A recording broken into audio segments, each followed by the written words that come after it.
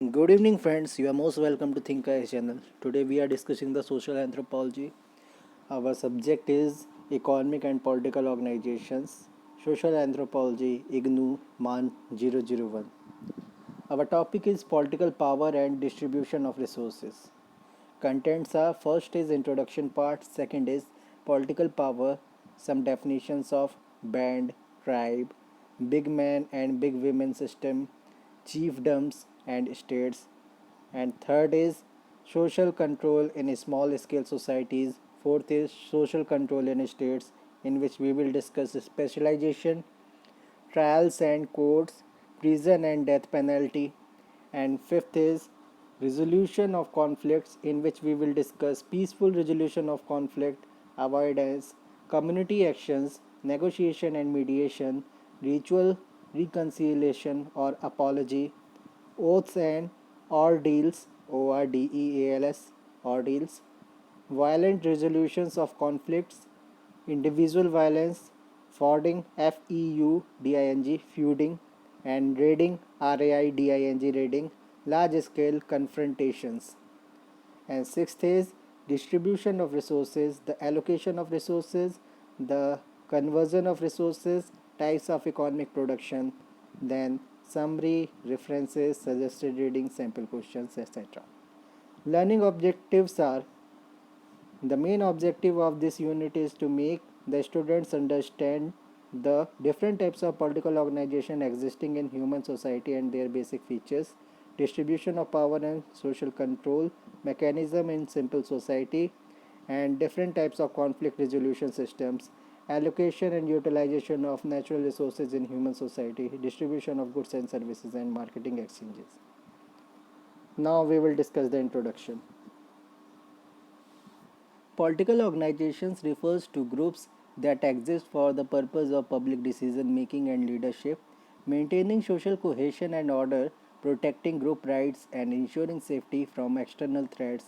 Political organizations have several features: recruitment principles, criteria for determining admission to the unit, perpetuity, assumptions that the group will continue to exist indefinitely, identity makers and identity markers, particular characteristics that distinguish it from others, such as costume, membership card, or title, internal organizations, and orderly arrangement of members in relation to each other, procedures, prescribed rules and practices for behavior of group members, and autonomy, ability to regulate its own affairs.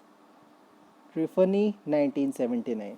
Social anthropologists cluster the many forms of political organizations that occur cross culturally into four major types. The four types of political organization given below correspond generally to the major economic forms. Societies in the ethnographic record vary in level of political integration, that is, the largest territorial group on whose behalf political activities are organized, and in the degree to which political authority is centralized or concentrated in the integrated group. When we describe the political authority of particular societies, we focus on their traditional political systems. In many societies known to anthropology, the small community, band, or villages was traditionally the largest territorial group on whose behalf political activities were organized. The authority structure in such societies did not involve any centralization. There was no political authority whose jurisdiction included more than one community. In other societies, political activities were traditionally organized sometimes on behalf of multi-local groups, but there was no permanent authority at the top. And in still other societies, political activities were often traditionally organized on behalf of multi-local territorial groups, and these have been incorporated into some larger centralized political systems. Amber, 2007. Ellman Service, 1962, suggested that most societies can be classified into four principal types of political organizations bands, tribes, chiefdoms, and state. Although services classified and although services classification does not fit for all societies, it is a useful way to show how society vary in trying to create and maintain social order. We often use the present tense in our discussion because that is the convention in ethnographic writing, but the reader should remember that most societies that used to be organized at the band, tribe, or chiefdoms level are now incorporated into larger political entities. With a handful or exceptions, there are no political autonomous bands or tribes or chiefdoms in the world anymore. Political power, some definitions. First is band, B-A-N-D, band. Band is the form of political organization found among forager, Foragers, foragers and hunters comprising anywhere between 20 people and a few hundred people who are related through kinship. Because foraging has been the most long-standing form of the political organization, these units come together at certain times of the year depending upon their foraging patterns and ritual schedule. Barbara D. Miller, 2002. Band membership is flexible. If a person has serious disagreement with another person, one option is to leave that band and join another. Leadership is informal and no one person is named as a permanent leader. Depending on events such as organizing the group to relocate or to send people out to hunt, a particular person may come to the fore as a leader for that time. This is usually someone whose advice and knowledge about the task are especially respected. Ibid. There is no social stratification between leaders and followers. A band leader is the first among equals. Band leaders have limited authority or influence but no power. They cannot enforce their opinions. Social leveling mechanism prevent anywhere. Social leveling mechanism prevent anyone from accumulating much authority or influence. Political activity in bands involves mainly decision making about migration, food distribution, and resolution of interpersonal conflicts. External conflicts between groups are rare because the territories of different bands are widely separated and the population density is low. The band level organization barely the band level organization barely qualifies as a form of political organization because groups are flexible, leadership is ephemeral, ephemeral, and there are no signs or emblems of political affiliation. Some anthropologists argue that real politics did not exist in undisturbed band societies. The Guayaki, Guayaki Amazon Basin, the Simang Malaya Peninsula, Igloolik Eskimo, Igloolik Eskimo,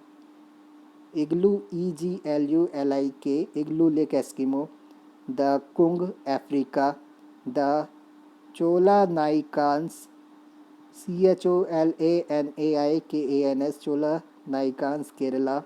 Andaman tribes are some examples of band organization. Second is tribe. What is tribe? A tribe is a political group comprising several bands or lineage groups, each with similar language and lifestyle and occupying a distinct territory. Kinship is the primary basis of tribal membership. Tribal groups contain from 100 to several thousand people. They are usually associated with horticulture and pastoralism. Tribal groups may be connected to each other through a clan structure in which members claim descent from a common ancestor. Tribal political organization is more formal than band level organization. A tribal headman or a headwoman, most are males, is formally reorganized as a leader. Key qualifications for this position are being hard working and generous and possessing good personal skills. A headman is a political leader on a part time basis only, yet this role is more demanding than that of a band leader, depending on the mode of production. A headman will be in charge of determining the times for moving herds, planting and harvesting, and setting the time for seasonal feasts and celebrations. Internal and external conflict resolution is also his responsibility. A headman relies mainly on authority and persuasions rather than on power. Barbara D. Miller, 2002. Pastoralist tribal formations are sometimes linked in a confederacy in a confederacy with local segments maintaining substantial autonomy. The local segments meet usually at an annual festival. In case of an external threat, the confederacy gathers together. Once the threat is removed, once the threat is removed, local units resume their autonomy. The equality and autonomy of units, along with their ability to unite and then split, are referred to as a segmentary model of political organization. This form of tribal organization is found among pastoralists worldwide, the Tiv, Nigeria, and Newer Sudan, the Oran, the Santhal, the Bhil, the Gond are examples of tribal political organizations. Big man and big women system. Big man and big woman system. In between tribe and chiefdoms is the big man system or big woman system. Certain individuals develop political leadership following through a system of redistribution based on personal ties, generosity, and grand feast. Research in the Melanesia and Papua New Guinea established the existence of the big man type of politics, and most references to it are from this reason. Personalistic, favor based political grouping are found in other regions too. Unlike a tribal headman, a big man or a big woman has a wider following across several villages. A big man tends to have greater wealth than his followers. Core supporters of a big man have heavy responsibilities in regulating internal affairs, cultivation, and external affairs, intergroup feast, exchange of goods, and war. In some instances, a big man is assisted by a group of respected men hailing from big man's different constituencies. Next is chiefdoms. Chiefdom is a form of political organization with a central leader encompassing several smaller political units. Chiefdoms have larger populations, often numbering in thousands, and are more centralized and socially complex. Hereditary system of social ranking and economic stratification are found in many chiefdoms, with social division existing between the chiefly lineage or lineages and non-chiefly groups. Chiefs and their descendants are considered superior to commander, and intermarriage between two strata is forbidden. Chiefs are expected to be generous, but they may have a more luxurious lifestyle than the rest of the people. The chiefship is office, must be filled at all times. When a chief dies or retires, he or she must be replaced. This is not the case with a band leader or big man or big women. A chief regulates production and redistribution, solves internal conflicts and plans and leads raids and warring expeditions. Criteria for becoming a chief are ascribing criteria, birth in a chiefly lineage, or being the first son of or daughter of the chief, personal leadership skill, charisma, charisma, and accumulated wealth. Chiefdoms have existed in most parts of the world. Anthropologists are interested in how and why chiefdom system evolved as an intermediary units between tribes and states, and what are its political implications. Several political strategies support the expansion of power in chiefdoms, controlling more internal and external wealth and giving feast and gift exchanges that create debt ties, DEBT debt ties. Improving local production system, applying force internally, forging stronger, forging stronger, and wider external ties, and controlling ideological legitimacy. Depending on local condition, different strategies are employed. For example, internal control of irrigation system was the most important factor in the emergence of the chiefdoms in prehistoric southeastern Spain, whereas control of external trade was more important in the prehistoric Aegean region, Aegean region, Gilman 1991. An expanded version of the chiefdoms occurs when several chiefdoms are joined in the confederacy,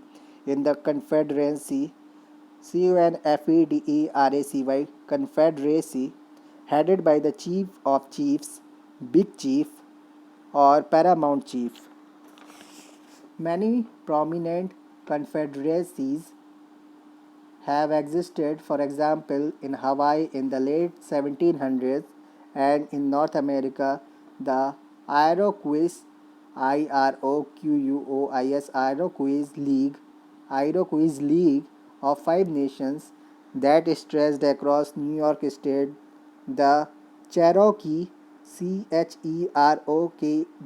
Cherokee of Tennessee, Tennessee, Tennessee, Cherokee of Tennessee, and the Algonquins, Algonquins, who dominated the Chesapeake, Chesapeake, Chesapeake,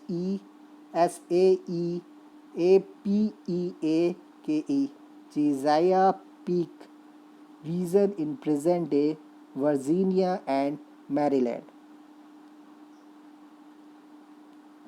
For example, in Hawaii in late 1700 and in North America, the Iroquois League of Five Nations that stretched across New York State, and Cherokee of Tennessee, and Algonquins who dominated the Chesapeake region in present-day Virginia and Maryland. In Algonquin Confederacy, each village had a chief, and the regional council was composed of local chiefs and headed by the paramount chief. Confederacies confederacies were supported financially by contributions of grain from each local unit, contribution of grain from each local unit kept in a central storage area where the paramount chief lived. The grain was used to feed warriors during external warfare and maintained and expanded the Confederacy's border.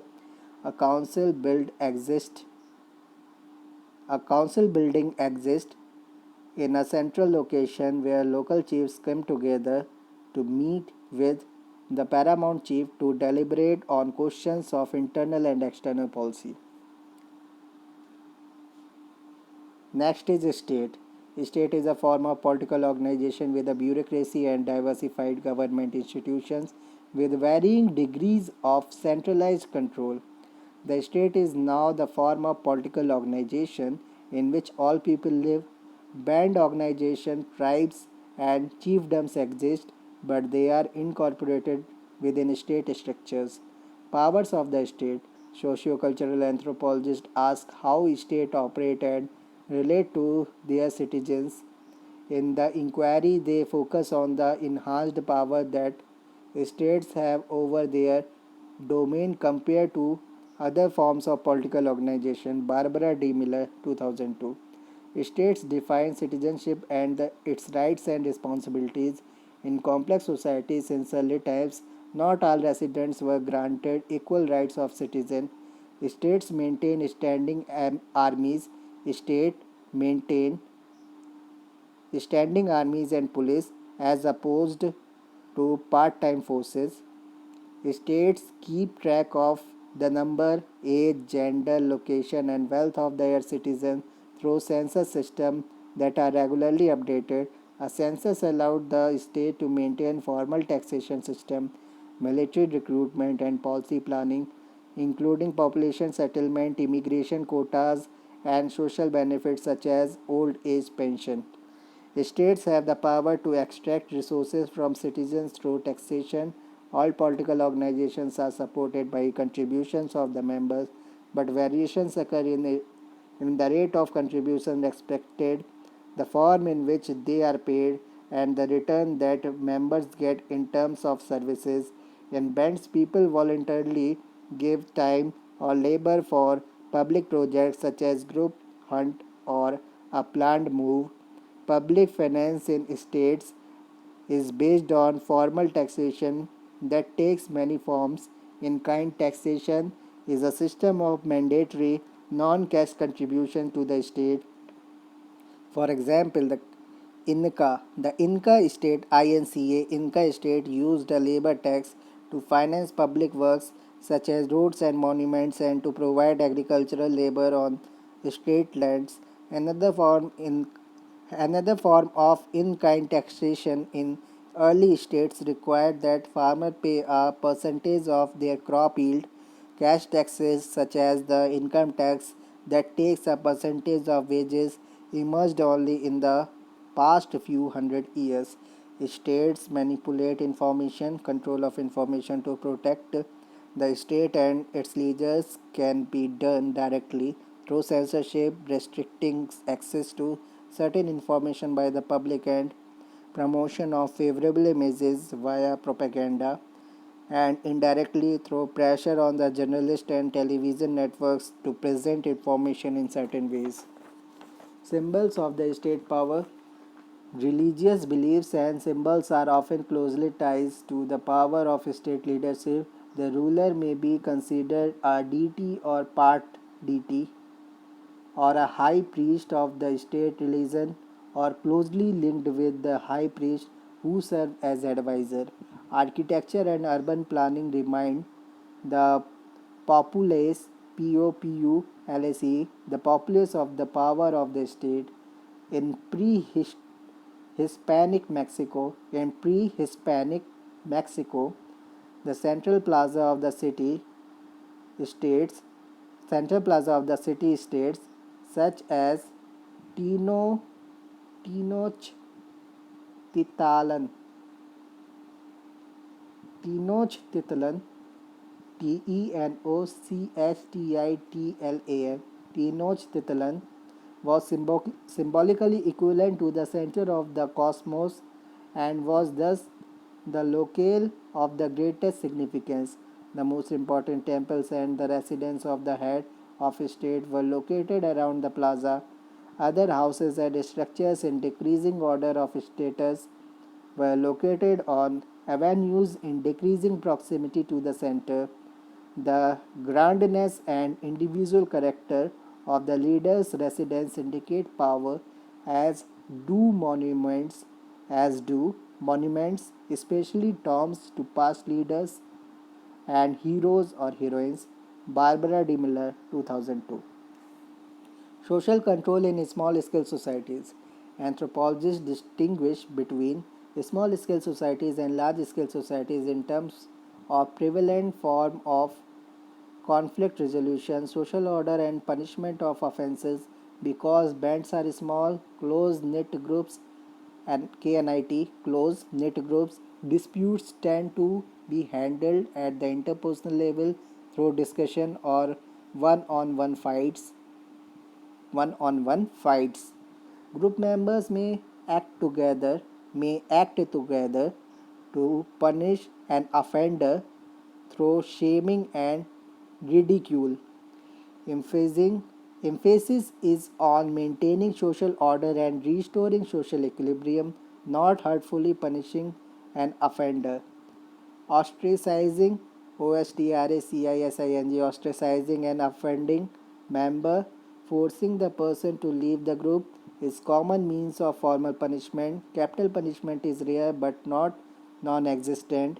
For example, in some Australian Aboriginal societies, a law restricts access to religious rituals and paraphernalia, paraphernalia, paraphernalia, paraphernalia to men who had gone through a ritual initiation. If an initiated man shared secrets with an uninitiated man, the elders would delegate one of their groups to kill the offender. In such instances, the elders act like a court. In non state societies, punishment is often legitimized through beliefs in supernatural forces and their ability to affect people. Among highland horticulturists of the Indonesian islands of Sumba, one of the greatest offenses is to fail to keep a promise which lead to supernatural assault from the ancestor. The punishment may come in the form of damage to crop, illness or death of a relative, destruction of the offender's house, or having clothing catch on fire. When such a disaster occurs, the only recourse is to sponsor a ritual that will appease the ancestors. Village fusion breaking up, village fusion breaking up, and ostracism ostracism are mechanisms for dealing with irresolvable conflict. Village fission, that is breaking up, and ostracism are mechanisms for dealing with irresolvable conflict. The overall goal in dealing with the conflict in small scale societies is to return the group to harmony. Data on conflict resolution from non human primate groups also demonstrate the importance of the re establishing peaceful interaction between former opponents as a way of promoting small group harmony. Social control in states. Social control in states. In densely populated societies with more social stratification and more wealth, increased stress occurs in relation to the distribution of surplus, inheritance, and rights to lands. In addition, not everyone else and face to face accountability exist mainly in localized groups. Three important factors of the state system of social control are the increased specialization of roles involved in the social control, the formalized use of trials and courts, and the use of power in forms of punishment such as prisons and the death penalty, yet informal mechanism also exist. Specialization. The specialization of tasks related to law and order, police, judges, lawyers increases with the emergence of state organization. Full-time professionals such as judges and lawyers often come from powerful or elite social groups, a fact that perpetuates elite bias in the justice process itself. Police carry out the duty of surveillance, maintain social order, book cases against the culprits, and implement the judgments pronounced in the court. Trials and courts. In societies where misdoing and punishment are defined by spirit and ancestors, a person's guilt is proved simply by the fact that misfortune has befallen him or her. If a person's crop were damaged by lightning, that then that person must have done something wrong. In other instances, the guilt may be determined through trial by ordeal, ordeal, ordeal, trial by ordeal, a form of trial in which the accused person is put through some kind of test that is often painful. For example, in certain cases, the guilty person will be required to place a hand in boiling oil or to have a part of body touched by red hot knife. Being burned this being burned is a sign of guilt, whereas not being burned means the suspect is innocent. The court system with lawyers, judge, and jury is used in many contemporary societies, although there is variation in how cases are presented and juries constituted. The goal of contemporary court trials is to ensure both justice and fairness. Analysis of actual courtroom dynamics and patterns of decision making in United States and elsewhere, however, reveals serious problems in achieving these goals. Prison and death penalty. Administering punishment involves imposing something unpleasant on someone who has committed an offense. Sociocultural anthropologists have examined forms of punishment cross culturally, as well as the relationship between types of societies and forms of punishment. In small scale societies, punishment is socially rather than judicially managed. The most extreme form of punishment is usually ostracism and is rarely death. Another common form of punishment in the case of theft in the case of theft or murder, especially in the Middle East, is the requirement that the guilty party pay compensation to members of the victim's family. The prison as a place where people are forcibly detained as a form of punishment has a long history, but it probably do not it probably did not predate the state. In Europe, long-term detention of the prisoners did not become common until the 17th century. Resolution of conflict. Resolution of conflict. Apart from formulation of policies, their administration and their enforcement, political life also involve the resolution of conflict, which may be accomplished peacefully by avoidance, community action, mediation, or the negotiations of compromising a policy, appeal to supernatural forces, or adjudication by the third party. The procedures used usually vary with degree of social complexity. Decisions by third party are more likely to exist in hierarchical societies, but peaceful solutions are not always possible, and disputes may erupt into violent conflicts. When violence occurs within a political unit in which disputes are usually settled peacefully, we call such violence crime, particularly when committed by an individual. When violence occurs between groups of peoples from separate political units, groups between which there is no procedure for settling disputes, we usually call such violence warfare.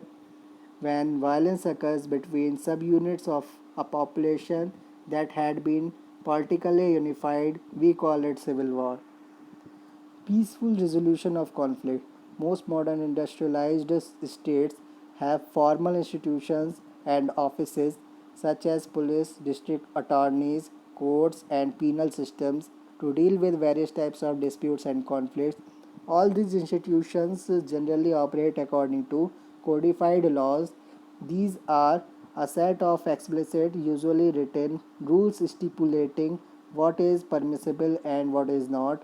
Transgression, trans, transgressions, transgression, transgressions of the law by individuals gives the state right to take actions against them.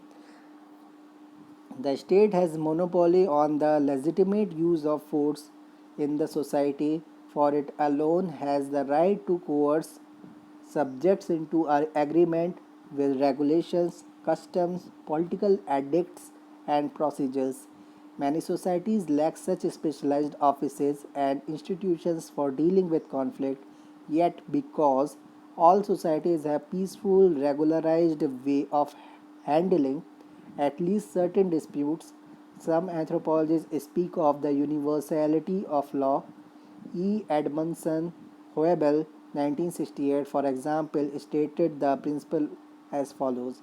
Each people have its system of social control, and all but a few of the poorest of them have as a part of the control system a complex of behavior patterns and institutional mechanism that we may properly treat as law. For anthropologically considered, law is merely one aspect of culture, the aspect which employs the force organized society to regulate individual and group conduct and to prevent redress or punishment deviation from prescribed social norms. However, 2006 law law then, whether informal as in simpler societies, provides a means of dealing peacefully with whatever conflicts develop. That does not mean that conflicts are always resolved peacefully, but that also does not mean that people cannot learn to resolve their conflicts peacefully. The fact that there are societies with little or no violent conflict means that it may be possible to learn from them. It may be possible to discover how to avoid violent outcomes of conflicts. Avoidance. What is avoidance?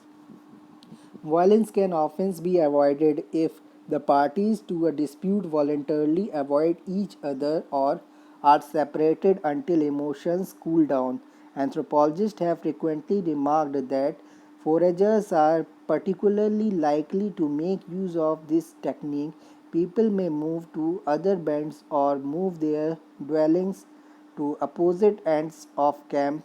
Shifting horticulturists may also split up when conflicts get too intense. Avoidance is obviously easier in societies such as band societies that are nomadic or semi-nomadic in and in which people have temporary dwellings, and avoidance is more feasible when people live independently and self-sufficiently.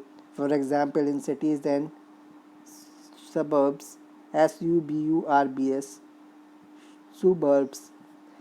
But even if conditions in such societies may make avoidance easier, we still need to know why some societies use avoidance more than confrontations as a way of resolving conflict. Amber 2007.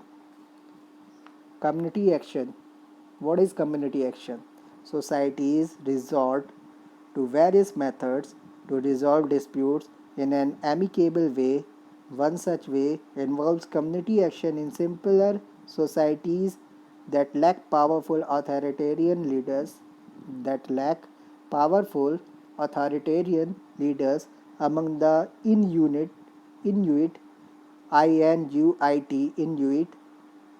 Disputes are frequently resolved through community action. The Inuit believe that spirits, particularly if displeased, can determine much of a fate. Consequently, people carry out their daily tasks within a complex system of taboos. This system is so extensive that the Inuit, at least in the past, may have had no need to formal set of laws. Nevertheless, conflicts do arise and need to be resolved. Accordingly, principles act as guides to the community in settling trouble cases. An individual's failure to the heed a taboo An individual's failure to heed a taboo or to follow the suggestions of a shaman, of a shaman leads to expulsion from the group because the community cannot accept a risk to its livelihood. Nevertheless, conflict do arise and needs to be resolved. Accordingly, principles act as guide to the community in settling trouble cases. An individual's failure to heed a taboo or to follow the suggestions of a shaman leads to the expulsion from the group because the community cannot accept a risk to its livelihood. A person who fails to share goods voluntarily will find them confiscated and distributed to the community, and he or she may be executed in the process. A single case of murder as an act of vengeance, vengeance,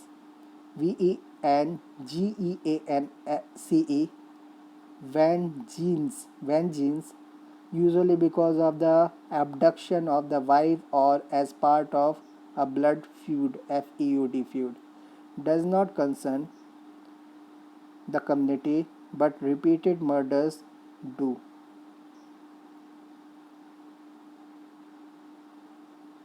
A person who fails to share goods voluntarily will find them confiscated and distributed to the community, and he or she may be executed in the process. A single case of murder as an act of vengeance, usually because of the abduction of wife or as a part of the blood feud, does not concern the community, but repeated murder do. Amber 2007.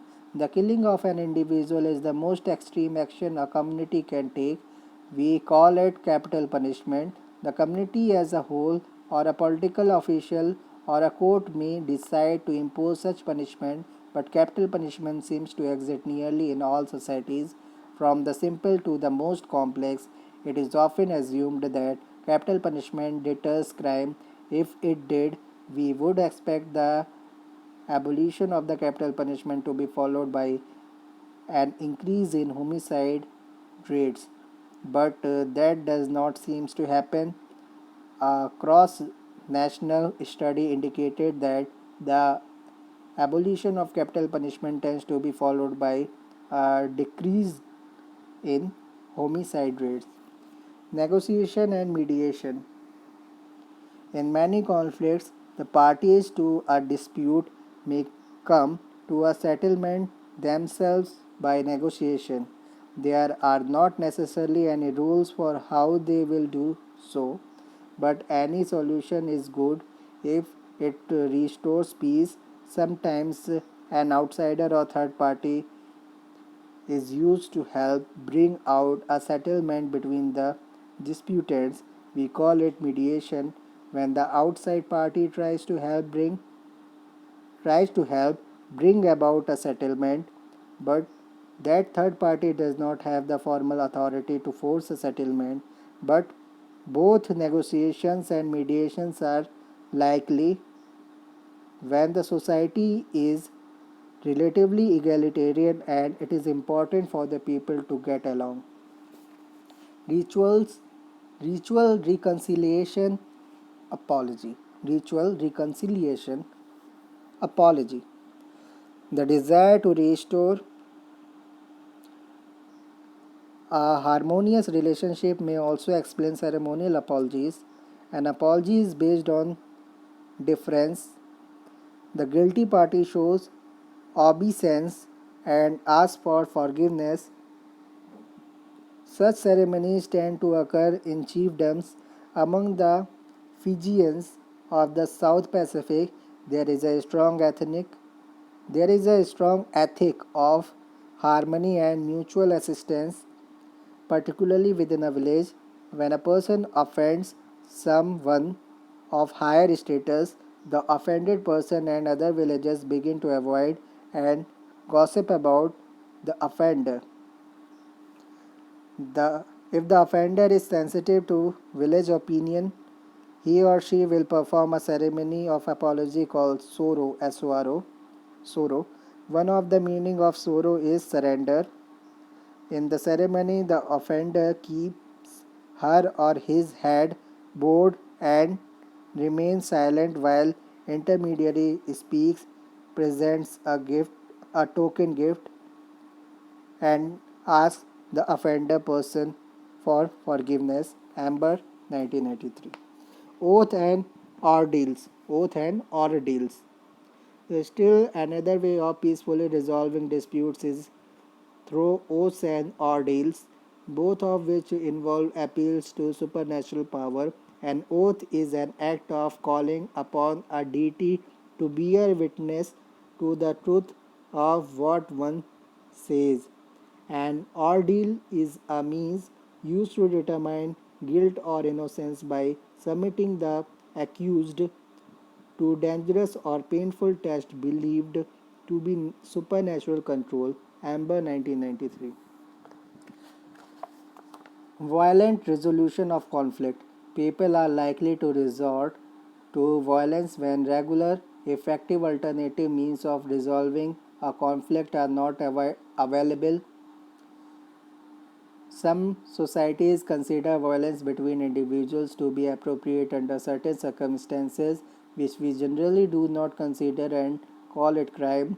When violence occurs between political entities such as communities, districts, or nations, we call it warfare. The type of warfare, of course, varies in scope and complexity from society to society.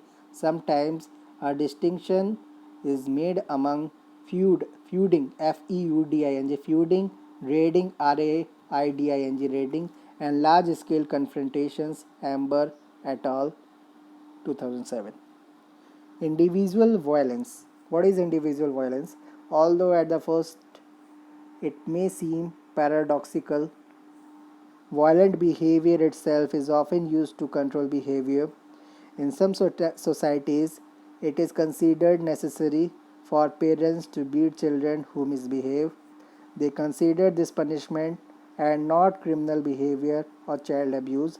Violence between adults can be similarly viewed. If a person trespasses on the one's property or hurts someone, some societies consider it appropriate or justified to kill the maim the trespasser, to kill or maim the trespasser, maim the trespasser. Is this social control or is it just lack of control? Most societies have norms about when such punishment is or is not appropriate, so the behavior of anyone who contemplates doing something wrong, as well as the behavior of the person wronged, is likely to be influenced by the laws of their society. Amber 2007. Feuding, feuding. Feuding is an example of how individual self help may not lead to a peaceful resolution of conflict. Feuding is the state of recurring hostilities between families or groups of kin, kin, usually motivated by a desire to avenge an offense, whether insult, injury, deprivation, or death against a member of the group. The most common characteristic of the feud is that responsibility to avenge is carried by all members of the kin group. The most common characteristics of the feud is that responsibility to avenge is carried by all members of the kin group. The killing of any member of the offender's group is considered an appropriate revenge because the kin group as a whole is regarded as responsible.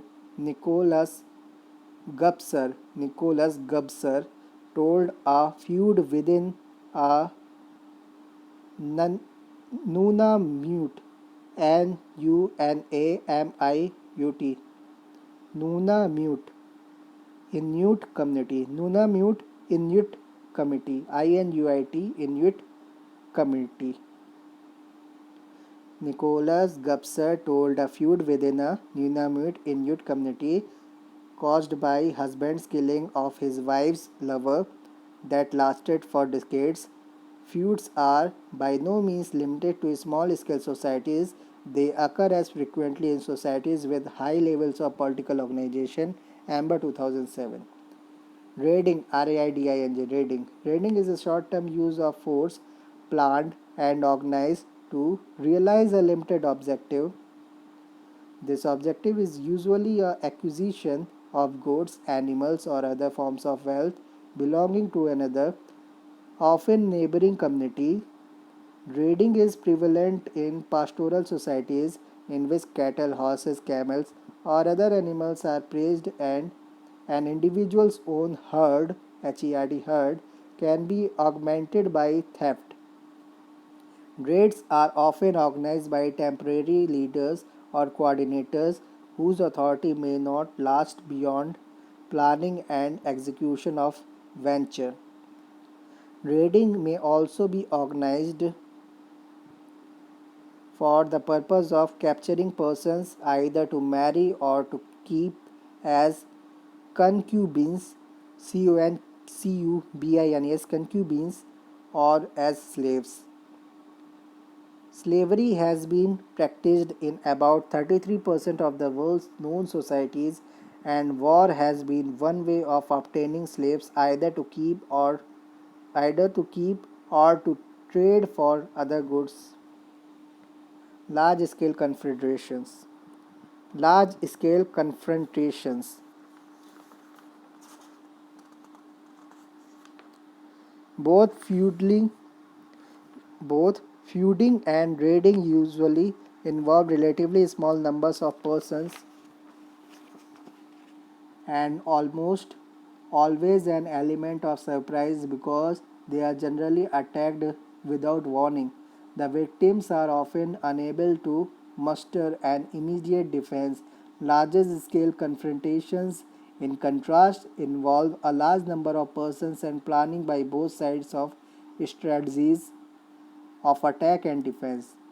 Large scale warfare is usually practiced among societies with intensive agriculture or industrialization. Only these societies possesses a technology sufficiently advanced to support specialized armies, military leaders, strategies, and so forth.